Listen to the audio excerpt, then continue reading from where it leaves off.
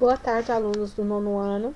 Nessa aula de hoje, nós vamos fazer a correção da atividade que foi passada semana passada e nós vamos falar sobre a questão da identidade cultural, ou seja, toda essa representação da nossa cultura. Nós sabemos que a identidade cultural ela está relacionada a aspectos como o idioma, como a religiosidade, a culinária, tudo que a distingue, né, de outras culturas.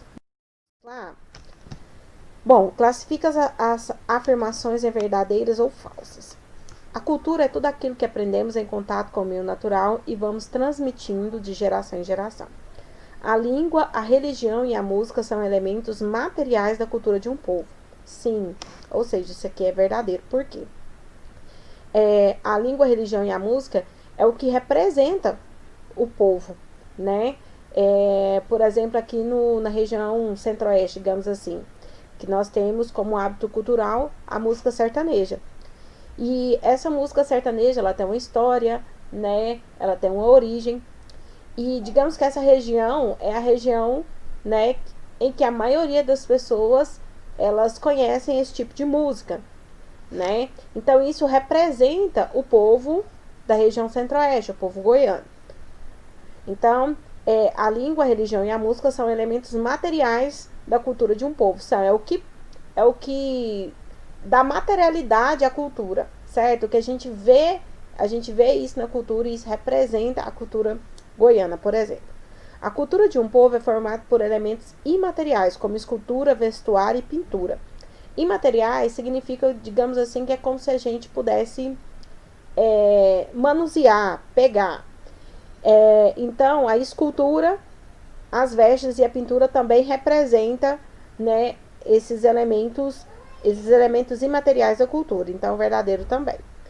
Os diferentes modos de vida da população dependem principalmente do meio natural e do nível de desenvolvimento. Não, os modos de vida da população não estão relacionados à questão do desenvolvimento. Está relacionado a esses aspectos como língua, religião, música, vestuário, pintura. Tudo isso representa a cultura, não a questão do desenvolvimento. O desenvolvimento nada tem a ver com essa questão cultural. Então, essa é falsa. A identidade cultural corresponde a um padrão cultural próprio de uma região que a distingue do território envolvente. Então, vamos ler de novo. A identidade cultural corresponde a um padrão cultural próprio de uma região que a distingue do território envolvente. Não, muitas das vezes, essa identidade cultural, ela não está relacionada, ela não relaciona somente a um pequeno território. Por exemplo, o brasileiro, apesar de nós termos diferentes sotaques, sermos uma população bastante misturada, bastante miscigenada, todos nós nos identificamos como brasileiro.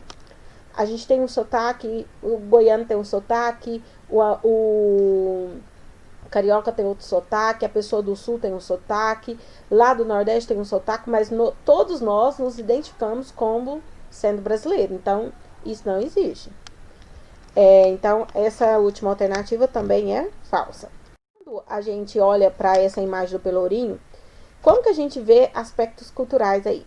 A gente vê a igreja, a gente vê a cruz, a gente vê que antigamente, quando eles iam construir uma cidade, eles sempre colocavam uma cruz na área central da área construída.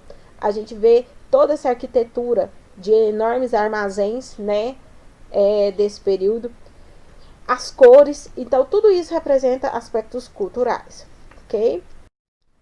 C. As práticas culturais são mais expressivas em qual imagem? Quais seriam essas práticas? Acabei de explicar para vocês.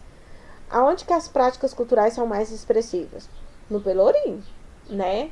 Ou seja, lá as pessoas eles têm o costume de se reunir, né, para dançar, eles têm uma roupa diferente para esses momentos e por aí vai.